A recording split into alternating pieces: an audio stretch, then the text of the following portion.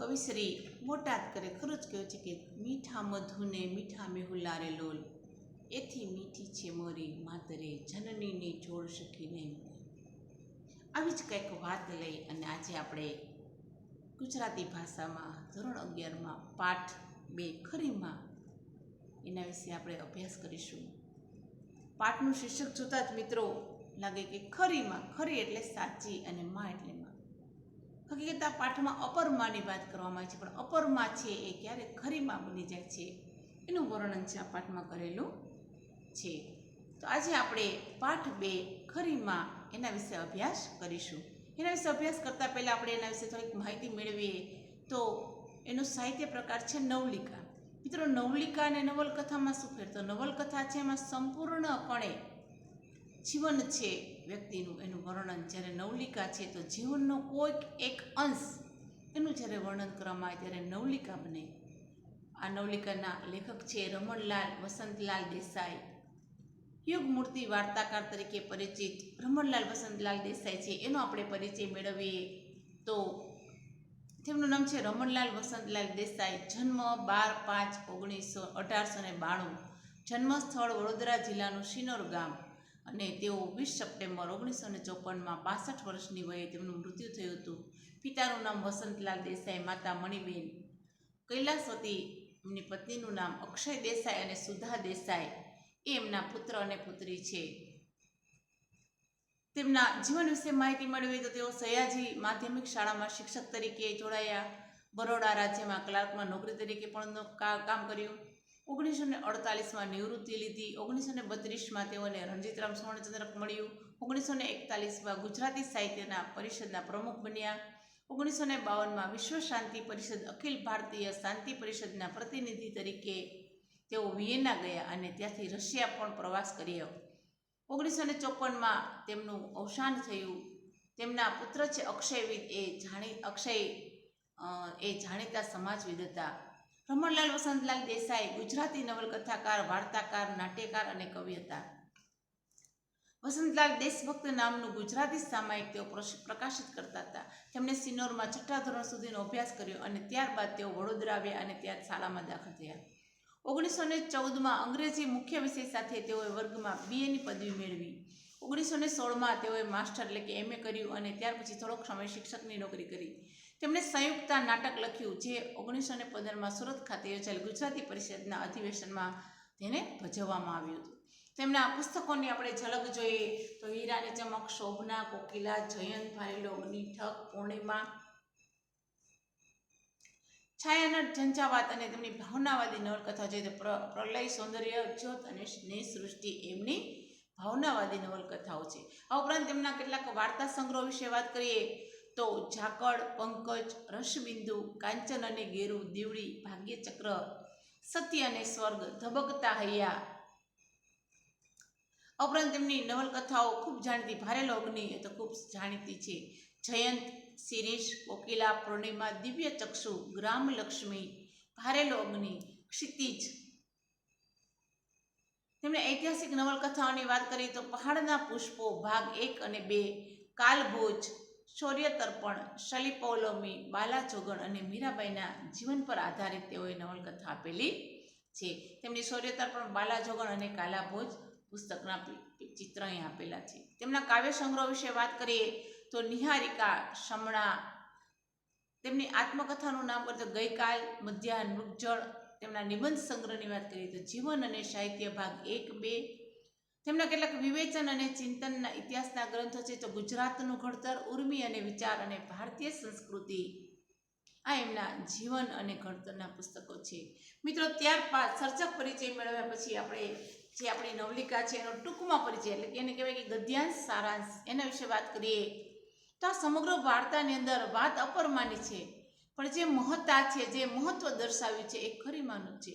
રમણલાલ વસંતલાલ દેસાઈ કુસુમાયુદ્ધના પાત્રમાં સૂક્ષ્મ ભાવનું સરળ તથા સચોટ ભાવમાં એક સરસ મજાનું તાર્કિક ચિત્રણ કરેલું છે. સાચા અને નિર્મળ પ્રેમની પદ્ધતિથી કેવી અસરકારક નીવડે છે એ નવલિકાના અંતમાં આપણે અનુભવી શકીશું. પ્રેમ સ્વયં ઔષધ છે. સામાજિક જીવનના અનેક વિરોધો, અનેક વિષમતાઓ કે આ પ્રેમરૂપી ઔષધ છે એને ટકાવી વિષમતાને દૂર કરી શકે છે, એને મિટાવી શકે છે. અને એની પ્રતીતિ આ નવલિકામાં મિત્રો આપણે અનુભવશું. કહેવાય છે કે પૃથ્વી પર દરેક બાળકની સંભાળ રાખવાનું જ્યારે ઈશ્વર માટે શક્ય ન બન્યું અને ત્યારે જ ઈશ્વરે માનું સર્જન કર્યું. માતાને પોતાનું બાળક વાલું હોય છે, બાળક એના હૃદયનો ટુકડો હોય છે. માતાના વાત્સલ્યની સાથે અન્ય કોઈની તુલના કરવી અશક્ય છે. અને એટલે જ આપણે કહીએ છીએ કે મા તે મા, માતૃદેવ ભવ. મિત્રો આગળ આખો સાગર છે એ નાનો પડે છે જ્યારે મની આગળ કાનો લાગે. મની આગળ કાનો લાગવાથી મા બને અને ત્યારે આખો સાગર છે એ શબ્દની પાસે નાનો થઈ જાય છે. સૂનું સૂનું મને ઘર લાગે, જ્યારે મા નથી હોતી મને બહુ ડર લાગે. મા છે એનું સદા બાળકની ઉપર સ્નેહ છે, આશીર્વાદ છે, વરસતા જ રહે છે. માના માત્ર આપણે નરહરિ ભટ્ટની પેલી કાવ્ય સાંભળ્યું છે કે માના માત્ર દશે આંગળીને સ્પર્શ કરવાથી સંતાન છે એની ગમે એવી પીડા હોય એ દૂર થઈ જાય છે. તો જીવનમાં માનું સ્થાન કોઈ ન લઈ શકે અને એટલે જ આપણે કહીએ છીએ કે મા તેમાં બીજા બધા વગડાના વા. એવી જ વાત લઈ અને આ પાઠ છે, આ નવલિકા છે એ આવી છે. તો આપણે નવલિકાનું હવે અધ્યયન કરીશું. તો નવલિકાનું અધ્યયન કરીશું. એમાં ભાગ 1 અને ભાગ 2 એવી રીતે પાઠ આપેલા છે. તો પહેલાં આપણે પ્રથમ ભાગનું અધ્યયન કરશું કે નાનકડો કુસુમાયુધ છે, બાળકનું નામ છે કુસુમાયુધ.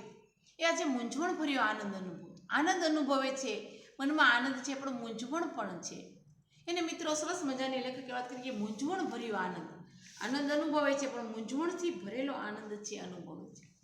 કેમ?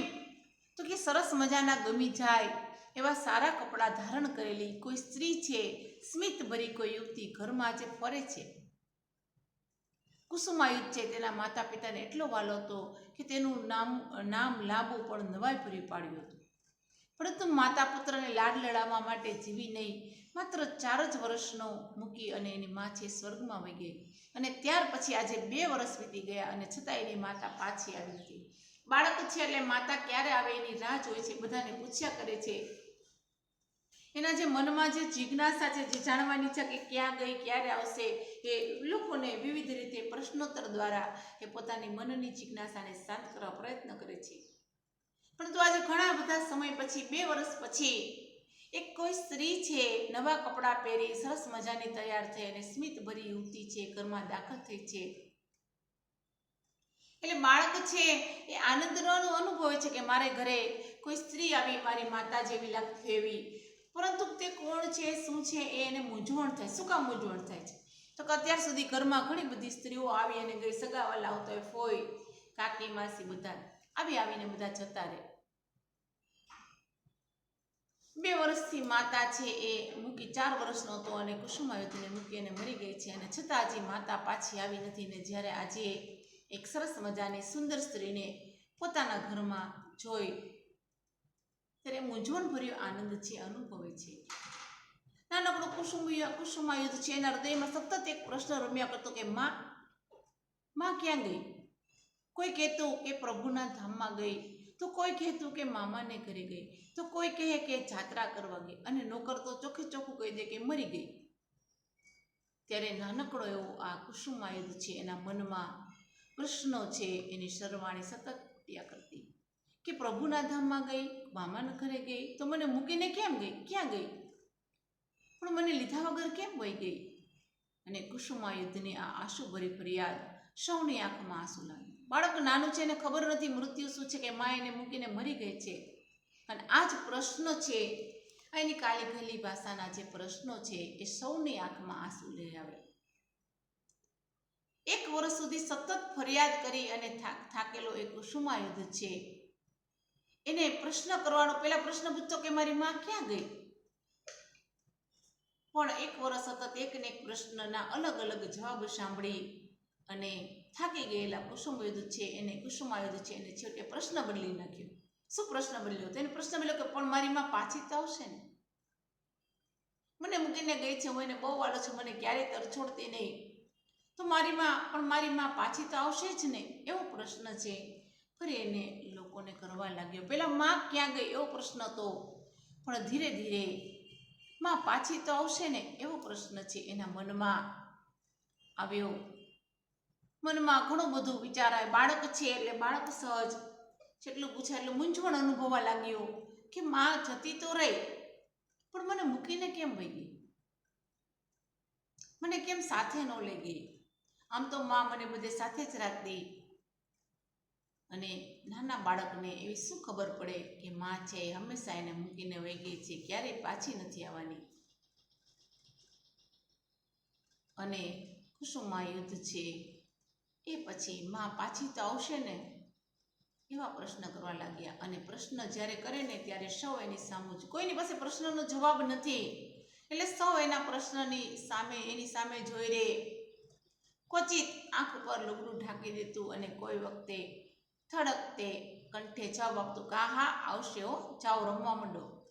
ક્યારેક કોઈની મનની સાંત્વના આપવા માટે એને કહેતા કે હા જાઓ તમે રમો. એની જ્યારે મુખ ઉપર આટલા ચિંતા, આટલો વિષાદ જોવે, ઉદાસી જોવે મા વગરની, ત્યારે કોઈક પોતાની આંખ છે એ ભીની થયેલી આંખને લૂછતા કપડા વડે ઢાંકી અને કોક વળી થડકતા કંઠે જવાબ આપતા કે હા આવશે હો, તમે જાઓ રમો.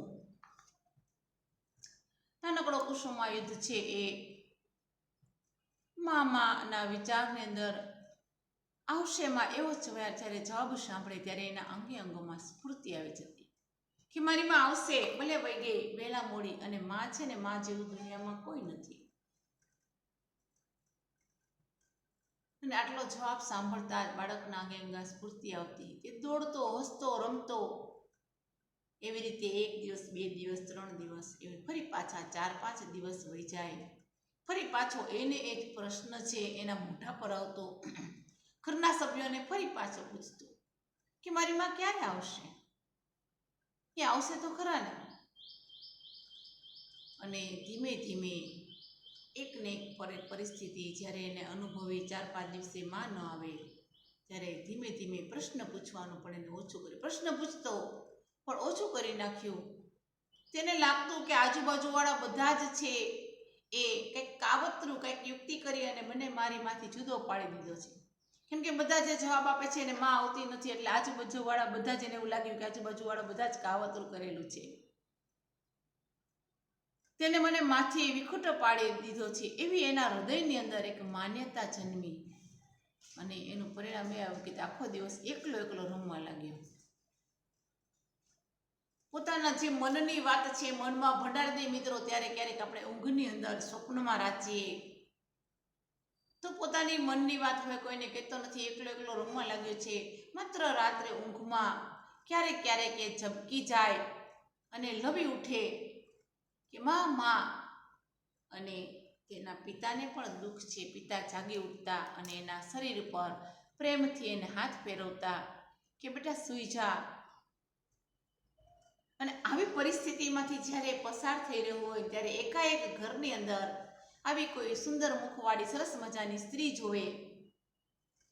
માનું મુખ કોઈ પણ દેખાવડી સ્ત્રીમાં જોવા તે મચતો.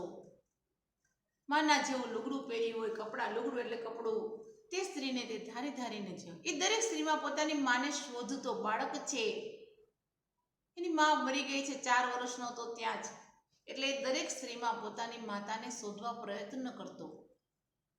અને આવી સ્ત્રી કોઈ ઘણી બધી સ્ત્રીઓ એના ઘરે મળવા આવી, રહી, 2-3 દિવસ રહીને વહી જતી રહી. પરંતુ ઘરમાં રહેવાનો એ આગ્રહ પણ કરતો. કોઈ પણ આવે કે તમે રોકાઈ જાઓ. અને માની નજરનો ભૂખ્યો બાળક છે, આમ સમજ પ્રમાણે માની જે શોધખોળ છે એ કર્યા કરતો. બધામાં પોતાની માને શોધવા પ્રયત્ન કરતો. કોઈ પોતાને એના ઘરે આવે તેને રોકાવાનો આગ્રહ કરતો કે રોકાઈ જાઓ. પણ બીજા તો બધા આવી અને થોડાક દિવસમાં જતા રહે. કાકી, મામી, ફોઈ, માસી, બધા જ સગાવાળા 2-4 દિવસ આવે અને વયા જાય. પરંતુ આ જે નવી સ્ત્રી આવી છે એ તો આવીને જતી નહીં રહે ને. પણ આ સ્ત્રી તો બધાની માફક નાસી ન ગઈ. એવું કે છે આ તો અહીંયા નાસી ગઈ નહીં જાય ને, એવો એને પ્રશ્ન તો પહેલા થયો કે બધા આવ્યા અને વયા જાય તો આ નવી આવેલી સ્ત્રી શું પણ નાસી જશે? એ પણ વહી જશે? પણ એ વિચાર એને ગભરાયો, એ ચિંતાવાળો થઈ ગયો કે આ પણ વહી જશે. અને સૌ સ્ત્રીઓ આવે અને કુસુમાયુદ્ધને પોતાની પાસે બોલાવે. આ નવી આવેલી જે સ્ત્રી છે એને પણ પોતાની પાસે કુસુમાયુદ્ધને બોલાવ્યો.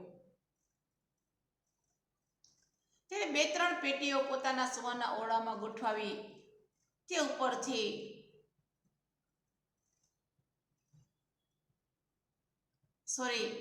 આ પણ માં વહીની છે ને એ ચિંતાએ ગભરાઈ ગયા અને સૌની માફક આ યુવતીએ પણ તેને પાસે બોલાવ્યો. 1, 2, 3 પેટીઓ છે એ તેને પોતાના ઓરડામાં મુકાવી. અને આ ઉપરથી કુસુમાયુદ્ધ છે એને લાગ્યું કે ખરેખર આ સ્ત્રી છે બહુ ઝડપથી નહીં નાસી જાય, કારણ કે ઘણો બધો સામાન લઈને આવી છે અને સામાન એને અહીંયા મૂક્યો છે. અને છતાંય પોતાની વાત છે એને ખાતરી કરવા કે મારી માં આવી છે, આ સ્ત્રી વહી તો નહીં જાય ને, બધા આવીને વયા જાય છે, મને મારી માં જેવું કોઈ મળતું નથી. એટલે એને ખાતરી કરવા માટે બાળક છે એટલે બાળક સહજ પ્રશ્ન પૂછ્યો કે તમે અહીં રહેશો કે જતા રહેશો? મનમાં આવીને બધા વયા જાય છે એટલે એનો પ્રશ્ન છે કે તમે અહીંયા રહેશો કે જતા રહેશો? અને ત્યારે પેલી સ્ત્રી છે એને પ્રશ્ન પૂછે કે હસવું આવ્યું અને એને પ્રશ્ન પૂછ્યો કે તમને શું ગમશે? હું રહું કે અહીં જાઉં તો તમને ગમશે? એવો પ્રશ્ન છે પેલી સ્ત્રીએ પૂછ્યો. અને ત્યારે અહીં જ તમે રહો, અહીં રહો એ જ મને ગમશે. કેમ કે પેલો પોતાની માતાને સ્ત્રી ગમે તે સ્ત્રીમાં શોધે છે એટલે જવાબ આપે છે. પણ તેને સમજ પડી નહીં કે આ સ્ત્રી તેને બહુવચનથી કેમ સંબોધે છે. દરેકે દરેક આવી અને નામથી બોલાવે, પરંતુ જ્યારે તમે કહીને સંબોધે છે ત્યારે એને મનમાં જો મારાપણું ભાવ એ તુકારામાં આવે. માં છે, તું શું કરે, જ્યારે એને મારાપણું લાગે. તો બહુવચનથી જ્યારે સંબોધે છે ત્યારે મનમાં પ્રશ્ન થાય કે માં છે એ તો મને તું ને તે કહીને બોલાવે, તો આ તમે કેમ કરે છે? એટલે મનમાં એને એવો વિચાર પણ આવે, શા માટે મને સંબોધે છે? અને આ નવી આવેલી સ્ત્રી છે એને કુસુમાયુદ્ધને થોડા રમકડા આપ્યા, સારા કપડાં પહેરાવ્યા. ઘરમાં નવી આવેલી સ્ત્રીને જોવે, એને સમજ નથી પડતી કે આ સ્ત્રી કદાચ જશે તો ને અહીં જ રહેશે, પણ મને બહુવચનથી કેમ બોલાવે છે? એ નવી આવેલી જે સ્ત્રી છે એને કુસુમાયુદ્ધને થોડાક રમકડા આપ્યા, સારા કપડાં પહેરાવ્યા, માથોડું આપ્યું, પોતાની સાથે જમવા બેસાડ્યું. કુસુમાયુદ્ધ છે બાળક છે એને બહુ નવાઈ લાગી કે અત્યાર સુધી કોઈ એની સાથે આવી રીતે વર્તન નથી કર્યું. આ સ્ત્રી કોણ હશે? એ કેમ અહીંયા આવી હશે? અને આ નવી સ્ત્રી જોઈ તો કુસુમાયુદ્ધ છે એ બાળક એની આસપાસ ફરવા લાગ્યું. એને એમ પણ લાગ્યું કે પોતાની માફક પિતાજીને પણ આ સ્ત્રી ગમી છે ખરી, પરંતુ પિતાની આગળ તેને જોયું કે આ સ્ત્રી છે એ પોતાની પિતાની આગળ ધીમે ધીમે બોલતી હતી, આડું જોયા કરતી હતી, આછું હસતી હતી. અને બાળક છે એ બાળક સહજ એને થોડુંક કંઈક અલગ લાગતું હતું, અજુગતું લાગતું હતું. અને આ સ્ત્રી ઘરમાં જ રહ્યા કરે તો કેવું સારું. મારી માં હતી એ પણ કેવી ઠરીને ઘરમાં જ રહેતી, બાકી તો બધા આવ્યા એ આવીને જતા રહ્યા. મનમાં ને મનમાં એવું થયું કે આ સ્ત્રી છે એ ઘરમાં રહે તો જ સારું. મારી માં પણ ઘરમાં જ રહેતી હતી. ટૂંકમાં આ સ્ત્રીમાં પોતાની માતાની છબીને જોવા પ્રયત્ન કરે છે. અને અંતે કુસુમાયુદ્ધ છે એટલે કે બાળક જેનાથી રહેવાયું નહીં, એટલે એને સૂતા પહેલાં જ પૂછી લીધું કે તમે મારા સગા થાઓ છો કે નથી થતા? ત્યારે પેલી સ્ત્રીએ જવાબ આપ્યો કે હા. ફરી પાછો બાળક છે અને બાળકમાં જિજ્ઞાસા હોય એટલે ફરી પાછું પૂછ્યું કે તમે સગા થાઓ તો તમે શું સગા થાવ છો? હવે પેલી યુવતી છે ને સહેજ સંકોચ, સહેજ અટકી ગઈ, ક્ષોભ થયો, સહજ અટકી ગઈ અને તેની આંખો છે એકદમ સ્થિર થઈ ગઈ. શું સગપણ કેવું એ કદાચ એના મનમાં હજી સમજ નહીં પડી, પોતે હજી પરણીને આવી છે, આવતા તરત બાળકની માં થઈ જવું એને પણ સમજણ પડી નહીં કે કંઈ ખબર ના પડી. કે તત્કાળ સ્થિર થયેલી આંખે એને જવાબ આપી દીધો કે હું તમારી માં થાઉં. અને એ માં એ શબ્દ સાંભળતા જ જેવો માં સાંભળ્યો અને એવો જ કુસુમા યુદ્ધ છે એના હૃદયમાં અનેક વિચારો આવી ગયા, વિચારોની જ્વાળા પ્રગટ થઈ. શક પણ સાંભળતા બરોબર તેને એક વખત એમ જ થયું કે હું દોડી અને મારી માને બાજી પડું. પરંતુ કોણ જાણે કેમ હજી તેને નવું અને અજાણ્યું હતું એટલે ચેષ્ટા એ કરી શક્યો નહીં. છતાંય તેને પેલી સ્ત્રી છે એનો હાથ પકડી લીધો અને પોતાના હાથ વડે દબાવ્યો. માં શબ્દ એવો છે કે માં હેતનો ઉભરો આપોઆપ આવે. માનું નામ સાંભળ્યું એટલે તરત પેલી સ્ત્રીનો હાથ પકડી એને પોતાના હાથ વડે દાબી. માં કેવડાવવા માંગતી જે સ્ત્રી છે એ પણ હસી. પરંતુ એકલું હસવું કાંઈ બસ થાય? જો મારી માં છે તો શા માટે મને ખોળામાં નથી લઈ લેતી? શા માટે મને વાલ નથી કરતી? એવા મનમાં અનેક પ્રશ્નો છે, વિચારોના વમળ છે, ઘુમરાયા કર્યા. અને પોતાના ખોળામાં લઈને કેમ વાલ ન કરે, મને કેમ ખોળામાં બેસાડતી નથી, એવી એને શંકા થઈ. એટલે પૂછ્યું કે તમે મારા ખરામાં છો, ખરામાં થાઓ છો? મિત્રો, બાળકની બુદ્ધિ છે ને મોટાને પણ તાવે, મોટાને પણ વિચાર કરતા બેસાડી દે. પરણી અને આવેલી આ યુવતી પહેલે જ દિવસે આ એક બાળક આ યુવતીની કપરી પરીક્ષા લેતો હતો. શું કેવું, હજી તો પરણીને આવી હતી. પેલો બાળક છે કપરી એટલે અઘરી પરીક્ષા લેતો હતો. તે જાણતી હતી, એને જ્યારે લગ્ન કરીને આવી તેને ખબર હતી કે પોતાને એક બાળક ઉછેરવાનો છે. તે જાણીને જ તેને લગ્ન થવા દીધા હતા. પરંતુ બાળ ઉછેર એ માને જ અતિ વિકટ થઈ પડતો પ્રશ્ન હોય તો અપર માને તો કેવો વિકટ થઈ પડે. એને પૂરેપૂરી ખબર પણ નહોતી કે બાળકનો ઉછેર કેમ કરે, અને છતાં પણ તેને હા પાડ્યો કે હા ભાઈ, હું તમારી ખરી માં થાવ હો. ત્યારે તમે મને તું કહીને કેમ નથી બોલાતા? સરસ મજાનો પ્રશ્ન. માં છે એ તો મને તું કહેતો, તમે મને કેમ તું નથી કહેતા? ત્યારે ફરી પાછી પેલી સ્ત્રી છે એ જવાબ આપે કે એમ જ કરીશ, અને હું તમને શું કહું? ફરી પાછો બાળક પ્રશ્ન પૂછે કે તમે તો મને એમ કહેશો, પણ હું તમને શું કહીને બોલાવું? ત્યારે પેલી સ્ત્રી મનમાં વિચાર કરી પછી કે કાંઈ બહેન કહેજો. માં કે બા જેવો શબ્દ ઉચ્ચાર સાંભળવાની એ યુવતીની કદાચ હજી તૈયારી નહીં હોય, અને સ્વાભાવિક છે, પરણીને આવી છે, આવતા આવે સીધી માં બની જાય. પત્ની તરીકેના પણ તેના કોડ છે પૂરવાના હતા. ત્યારે માં કે બા શબ્દ છે તો બહુ ઘરડો પડે એવું કદાચ એને લાગ્યું હશે, અને બહેન એવો શબ્દ સાંભળ્યો ને ત્યાં ફરી પાછો બાળક છે હતાશ થઈ ગયો, નિરાશ થઈ ગયો કે હું તો આમાં મારી માને શોધતો હતો, આ તો મને બેન કહેવાનું છે.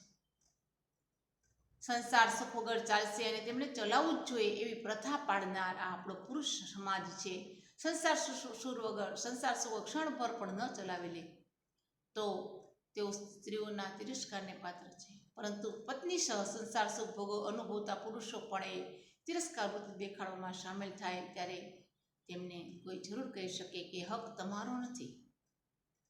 બાળક કુસુમા યુદ્ધ છે એના પિતાએ ફરી લગ્ન કરવાનો નિર્ણય કર્યો. પુરુષના એ હકનો તત્કાળ સ્વીકાર થયો અને એના લગ્ન. મિત્રો, પહેલા આપણો સમાજ છે પુરુષ પ્રધાન.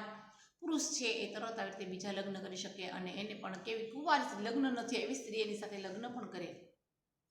પરંતુ આ પુરુષ છે કુસુમા યુદ્ધનો પિતા છે એ સમજણો હતો, એનામાં સમજણ શક્તિ હતી કે મારો એક બાળક છે જેને હું પત્ની તરીકે લઈ આવું, એને મારે પહેલા વાત કરવી પડશે. તો તેને પરણવા માટે તૈયાર થયેલી પેલી સ્ત્રી છે એને કહી દીધું કે મારી ગત પત્ની એટલે મારી પત્ની આગળ મરી ગઈ છે, એનો પુત્ર છે, અને પુત્રને તમારે ઉછેરવો પડશે, એની જવાબદારી તમારે લેવું પડશે. અને જ્યારે એ યુવતી એ તૈયાર થઈ, કબૂલ કર્યું, અને ત્યારે જ એ આ ઘરમાં આવી અને માતૃ વાત્સલ્ય ભૂખ્યા કુસુમા યુદ્ધને પોતાના પુત્રની માફક ઉછેરશે એવા પ્રયત્નો એને, પ્રામાણિક પ્રયત્ન, લેખક એવું લખ્યું છે કે પ્રામાણિક પ્રયત્ન એને શરૂ કર્યા. પોતે જાણી જોઈને આવે છે, પોતાને ખબર છે કે મેં જેની સાથે લગ્ન કર્યા એને આગલી પત્નીનો એક પુત્ર પણ છે. એટલે કુસુમા યુદ્ધ છે એની અપરમાં થઈને, અપરમાં એટલે સાવકીમાં, જેને આપણે કહીએ સ્ટેપ મધર, એ સ્ટેપ મધર થઈ અને આવવા માટે તૈયાર થઈ ગઈ. અને કુસુમા યુદ્ધ છે એને પોતાના દીકરાની માફક જ એને ઉછેરવા માટે પ્રયત્ન કર્યો કે હું મારા દીકરાની જેમ જ આ બાળક છે એને ઉછેરીશ, અને એ માટે એને પ્રયત્ન પણ શરૂ કર્યા કે પોતાના બાળકને એવી રીતે ઉછેરવા માટે. લેખકે એની માટે પ્રામાણિક પ્રયત્ન એવું કીધું છે કેના માટે એને પ્રામાણિક પ્રયત્ન છે એ શરૂ કર્યા. કુસુમાયુધ, હવે તમે ઉઠશો? 7 વાગી ગયા છે. તે ધીમેકથી બાળકને જગાડતી. હવે માથામાં ધૂપેલ નાખવું જોઈએ. બાળક તેની પાસે બેસી જાય, તેલ નખાવી માથું ઓળાવે. હવે નાઈ લ્યો કુસુમાયુધ, અને એટલું આજ્ઞા કરે નાઈ લે. ભાઈ હવે ઉઠી જાઓ, 2 કરતાં વધારે રોટલી. દરેક વાતમાં એને આજ્ઞા આપી અને માતાની આજ્ઞા પાડી અને બાળક પછી ઉઠી જતો. બહુ દોડવું નહીં, બાળકના પગ છે એ અટકી જતા. ચીસ પાડી અને જ્યારે તે બોલે તરત એને ટકોર કરવામાં આવે કે ચીસ પાડીને બોલાય નહીં. અને થનગનતું, રાડો નાખવા મતું બાળકનું આ મન છે એ અણુઅણુમાં ઉભરાતો એનો ઉત્સાહ છે. જ્યારે માતાની અપરમાની આજ્ઞા થાય એટલે સમી જાય. બાળકને રીતસર ઉછેરવાની તીવ્ર વૃત્તિ છે અપરમામાં જાગૃત થઈ ગઈ હતી. બાળક સુખી અને સારો થાય એ માટે પ્રયત્ન કરતી હતી. બહુ મહેનત લેવા માંડી અને બાળક સારો પણ થતા ચાલ્યો. આજ્ઞાધારક એવો શબ્દ, આજ્ઞાને ધારણ કરનાર, આજ્ઞાધારક થયો. પરંતુ ખરેખર તેને શંકા થવા લાગી કે માં આવી હોય, આમ ન કર, તેમ ન કર, બધી વાતો આવી કરે છે. એને શંકા થઈ કે આ મારી માં છે એ આવી હોય. અને આકાશમાં સરસ મજાની ઉદાહરણ આપતા, દૃષ્ટાંત આપી અને લેખક કહે છે કે આકાશમાં ઉડતું કલોલતું પક્ષી એકાએક આજ્ઞાધારી વિમાન બની જાય અને એ જ સ્થિતિ અનુભવે, એ જ સ્થિરતા કુસુમાયુધની થઈ. કુસુમાયુધને માં મળી ગઈ, પરંતુ મા દીકરા વચ્ચેના જે સંબંધ છે એ આજ્ઞા, જેટલી માં આજ્ઞા આપે એટલું કુસુમાયુધ કરે. કુસુમાયુધ છે આજ્ઞાધારી બની ગયો અને માતા પોતાનું બાળક સારું બને અને એવા સારા હેતુથી આમ ન કરાય, આમ ન ખવાય, આમ ન બેસાય, આમ ન ઉઠાય, આટલું ન જમાય, ચીસ ન પડાય, દોડાય નહીં, વગેરે વગેરે આજ્ઞા આપે. અને જેમ માં કે એમ એ બાળક છે કરવા લાગ્યો. અને એની માટે લેખક એવું કહે છે કે આકાશમાં ઉડતું કલોલતું પક્ષી એકાએક આજ્ઞાધારી વિમાન બની જાય તેવી સ્થિતિ છે કુસુમાયુધની થઈ છે. કુસુમાયુધને પહેલા ઘરમાં સ્ત્રી નહોતી એટલે કપડામાં, એની ગતિમાં, એ બધામાં સ્થિરતા આવી. કપડાં પણ સ્વચ્છ સરસ મજાના થઈ ગયા. તેની ગતિમાં સ્થિરતા આવી. કૂચવનારી પ્રશ્ન પરંપરાને બદલે હવે એનામાં ડાપણ ફરી શાંતિનો સૌને અનુભવ કરાવ્યો. આખો દિવસ પગ ન વાળતો ધાંધલ્યો છોકરો, તોફાન કરતો, મસ્તી કરતો, દોડતો, રાડો નાખતો, ચીસો પાડતો એ છોકરો હવે શાંત થઈ ગયો છે. નિશાળે જવાની પણ હા પાડવા લાગ્યો. બધી જ રીતે બધું સરસ ચાલે છે, પણ માત્ર એક જ વસ્તુ એ છે કે એનું શરીર છે એ સુકાતું ચાલ્યું છે. શરીર છે એનાથી એ દુબળો થવા લાગ્યો છે. એનું શરીર છે એ સુકાતું ચાલ્યું છે. મિત્રો, હવે આના પછી આગળનો જે પાઠ છે એ આપણે બીજા લેક્ચરમાં કરીશું. ત્યાં સુધી તમે અહીંયા સુધી પેજ નંબર 5 સુધી છે એ તમે એકવાર ફરી સરસ મજાનું વાંચી જજો. અઘરા જે શબ્દો હોય એના પર હાઇલાઇટ કરી અને એનો અર્થ કાઢવા પ્રયત્ન કરજો. રૂઢિપ્રયોગો, જે કાંઈ વ્યાકરણલક્ષી પ્રશ્નો હોય એ શોધવા પ્રયત્ન કરજો. પાઠને અંતે તો આપણે કરશું જ, પરંતુ અત્યારે સાથે સાથે 3 પેજ છે એ પાઠ વાંચી અને બરાબર સમજો. જેટલા બને એટલા એમાંથી ટૂંકા પ્રશ્ન કાઢી અને આન્સર લખી અને હોમવર્કમાં એ તમારે મને મોકલવાના રહેશે. ત્યાર પછીનું આપણે આગળના પીરિયડની અંદર કરશું પાઠ. ઓકે, થેન્ક યુ મિત્રો.